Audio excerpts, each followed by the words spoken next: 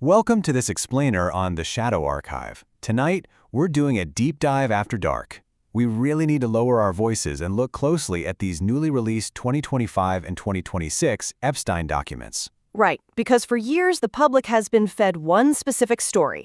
But these recent declassifications, the leaked emails, the unredacted files, they drag a completely different, incredibly dark narrative right to the surface. Absolutely. We're going to connect the dots using the raw data, and we're going to look at the exact mechanics of what these news sources allege was actually happening. Okay, let's dive right into this, because we have to start with the most explosive document from the recent releases.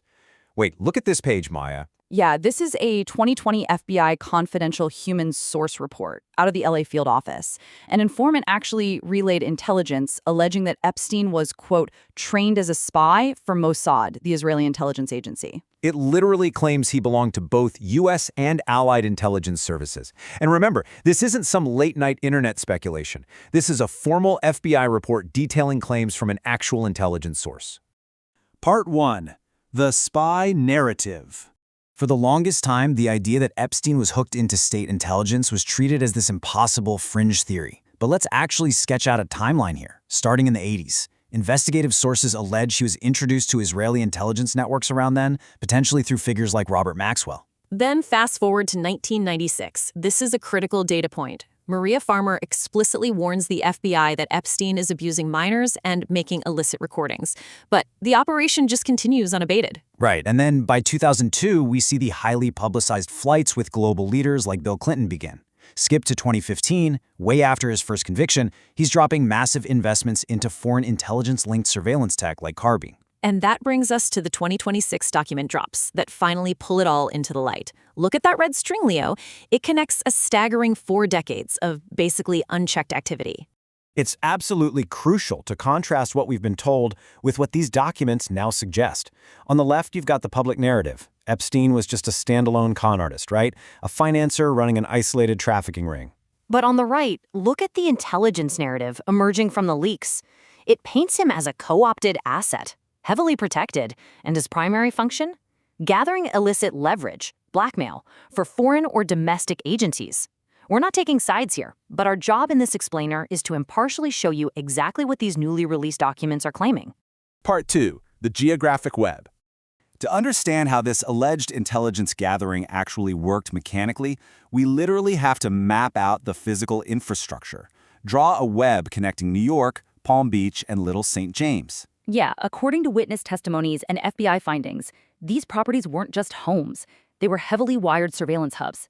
In the New York townhouse, investigators found hidden cameras stuffed into clocks and massive safes full of hard drives.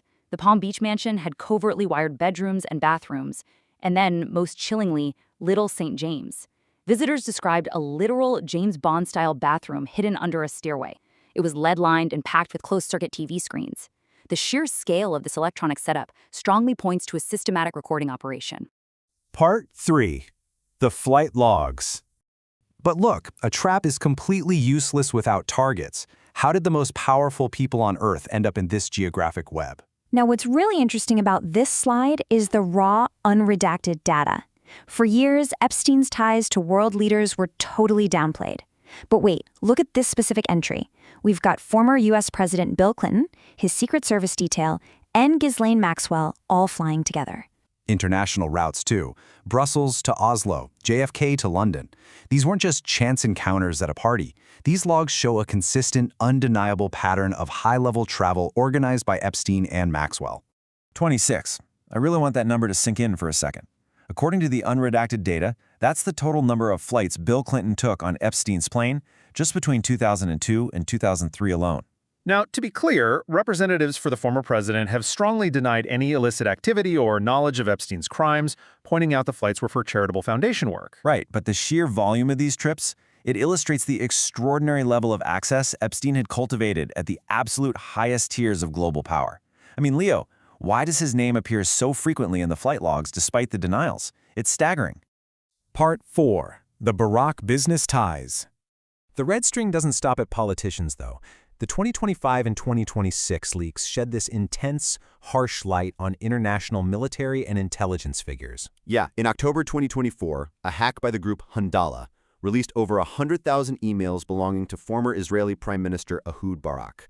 The data showed that Barak, who, by the way, also served as Israel's defense minister, visited Epstein's estates in New York and Florida more than 30 times between 2013 and 2017. Keep in mind this was years after Epstein was a convicted, globally known sex offender. Barak has categorically denied any wrongdoing and stated he was completely unaware of Epstein's activities with minors. But the emails show Epstein was actively brokering high-level geopolitical meetings and tech investments for him. And this brilliantly illustrates where the money and the surveillance tech explicitly intersect. Look at this, Maya, the Carbine connection. It's wild. In 2015, Barak invested heavily in an Israeli tech startup called Carbine. Leaked sources show a massive chunk of that funding actually came from Jeffrey Epstein. And what does Carbine do? They develop video streaming and geolocation software for emergency services. Get this. The executive team was heavily comprised of former commanders from Unit 8200. That's Israel's elite signals intelligence agency. The privacy concerns are off the charts. The app extracts precise device location and can pull live-streamed video directly from smartphones. So you have a known blackmailer funding location and video extraction tech run by former military intelligence. That can't be a coincidence. Part 5. The Blackmail Machine. So, the crucial point is, when you pull all these threads together, the wired mansions, the VIP flight logs, the surveillance tech, a chillingly cohesive picture emerges. We're looking at a blackmail machine. Exactly. Let's break down the exact mechanical sequence. It was a 3-step system. Step 1. Recruit and entrap.